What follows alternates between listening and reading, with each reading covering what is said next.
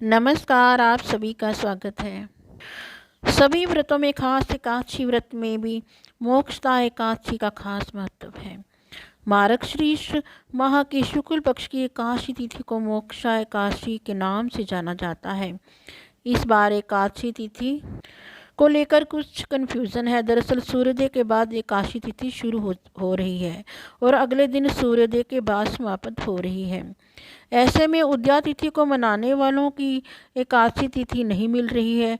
कुछ लोग एकादशी 23 दिसंबर को भी मना रहे हैं। दरअसल सूर्योदय के समय भी जो तिथि रहती है उसे उदया तिथि कहते हैं, वही पूरे दिन मान्य होती है। इसके अलावा अपने अपने पंचांग द्वारा बताई गई तिथि पर भी वह व्रत किया जा सकता है। इसी तिथि पर गीता जयंती भी मनाई जाती है।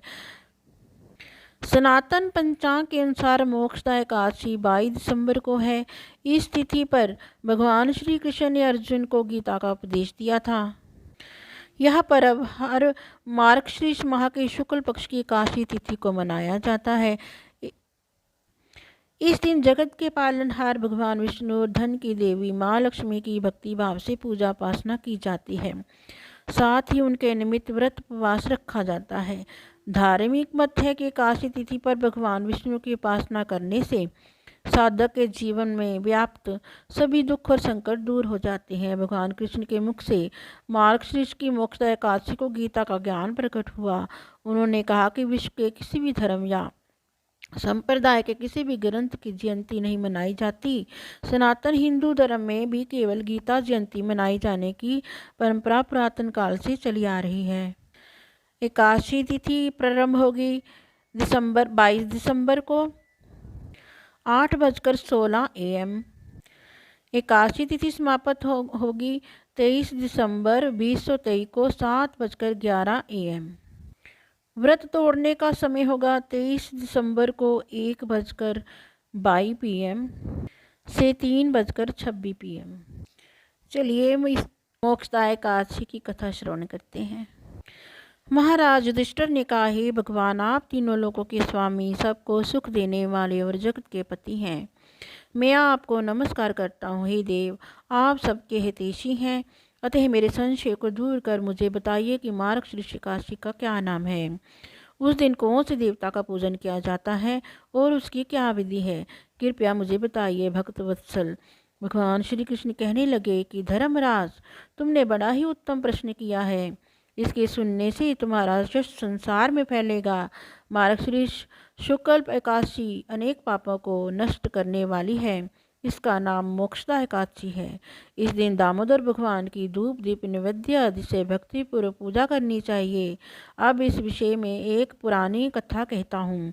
गोकुल नाम के नगर में विखानस नाम का एक राजा राज्य करता था। उसके राज्य में चारों वेदों के ज्ञाता ब्राह्मण रहते थे। वह राजा अपनी प्रजा का पुत्रवत पालन करता था। एक बार रात्रि में राजा ने एक स्वप्न देखा कि उसके पिता नरक में हैं। उसे बड़ा आश्चर्य हुआ। प्रातः वह विद्वान ब्राह्मणों के पास गया और अपना स्वप्न सुनाया। कहा, मैंने अपने पिता को नरक में कष्ट उठाते देखा है। उन्होंने मुझसे कहा कि हे पुत्र, मैं नरक में पड़ा हूँ, यहाँ से तुम मुझे मुक्त कराओ। जब से मैंने ये वचन सुने हैं तब से मैं बहुत बेचैन हूँ। चित्त में बड़ी अशांति हो रही है।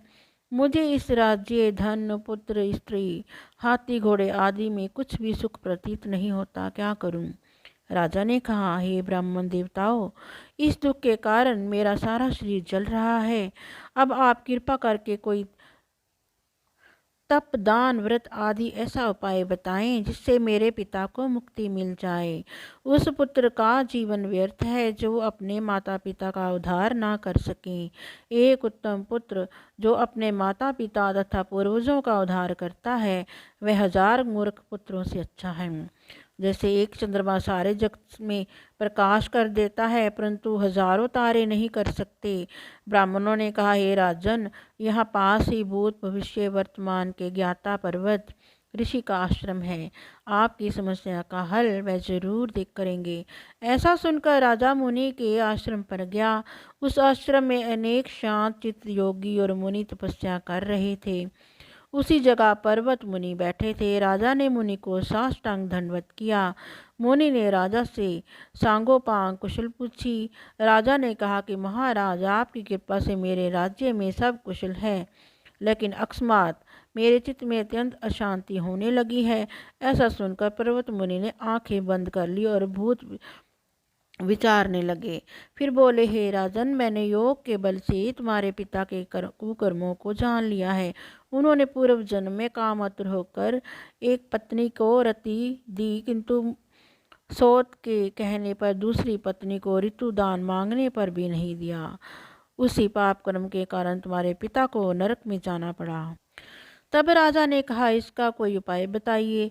मुनि बोले, हे राजन, आप मार्ग श्री श्रीकाची का उपवास करें और उस उपवास के पुण्य को अपने पिता को संकल्प कर दें। इसके प्रभाव से आपके पिता की अवश्य नरक से मुक्ति होगी। मुनि के ये वचन सुनकर राजा महल में आया और मुनि के कहने के अनुसार कुटुंब सहित मोक्षदा एकादशी का व्रत किया। इसके उपवास का पुण्य उसके पिता को अर्पण कर दिया। इसके प्रभाव से उसके पिता को मुक्ति मिल गई और स्वर्ग में जाते हुए वह पुत्र से कहने लगा, हे पुत्र, तेरा कल्याण हो। यह कहकर स्वर्ग चले गए। मार्गशीर्ष मास की शुक्ल पक्ष की मोक्षदा एकादशी का जो व्रत करते हैं, उनके समस्त पाप नष्ट हो जाते हैं। इस व्रत से बढ़कर मोक्ष देने वाला और कोई व्रत नहीं है। इस कथा को पढ़ने या सुनने से वाजपेयी यज्ञ का फल मिलता है। यह व्रत मोक्ष देने वाला तथा चिंतामणि के समान सब कामनाएं पूर्ण करने वाला है।